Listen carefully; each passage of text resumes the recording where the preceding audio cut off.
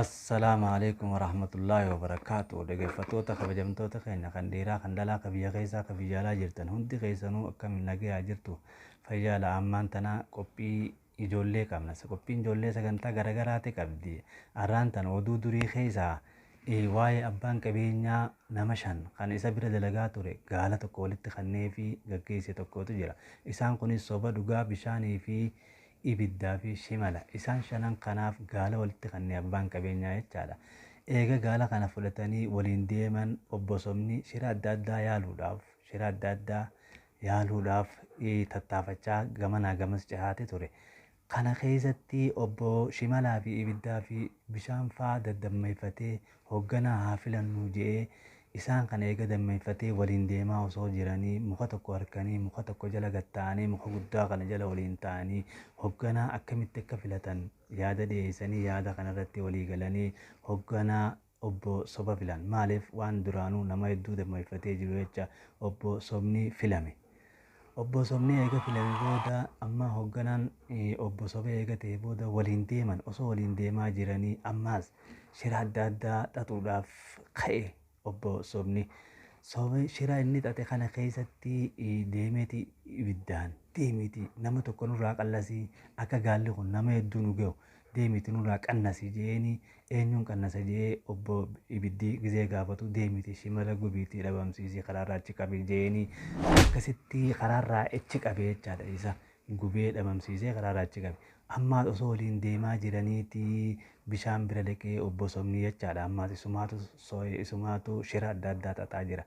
Deemee ibidda bira dhaqee deemiti bishaan kana ibidda kana akka inni shimalatti gube ni agartaa nutis nu dhabamsiisaati deemi ibidda kana dhabamsiisi jeen bishaaniin jechuudha. Akkasitti deemee bishaan ibidda irratti naqamee ibidda dhabamsiisee dhaamse jechuudha. Dhabamsiise karaarraa achi qabee namni 2 du'anii namni 3 hafe jechuudha. Eenyutu hafe ammaa dhugaa fi sobaa fi bishaaniitu hafe. Eenyutu dhumee ibiddaa fi shimalli dhumaniiti jiran. Ammoo osii waliin deemanii ammaas shira garagaraa xaxuu yaade jechuudha obbo Sobni.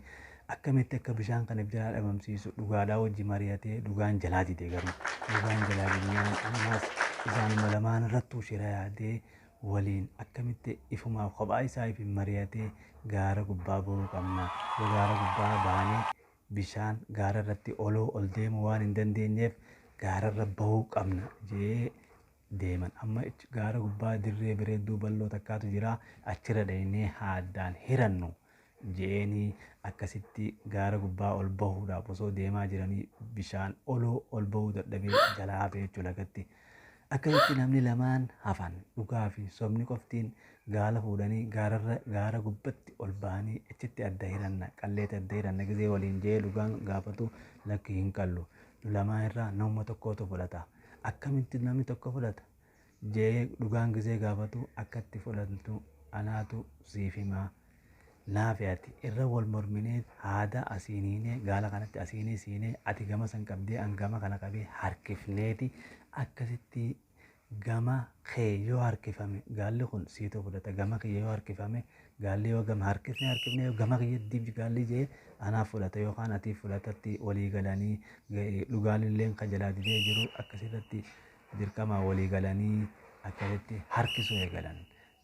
Dhugaan ati humna qabdaa ani qallaadha ati waan adda addaatiif cubbuu fi waan namaatiif kana cufa hatteeti nyaattaa waan namaa cufa hin sodaattu ati humna irra qabaa akkamii jennaan lakki akkanuma malee amalli biraa hin jiru waan jaameef dhugaan farraatti seene jechuudha.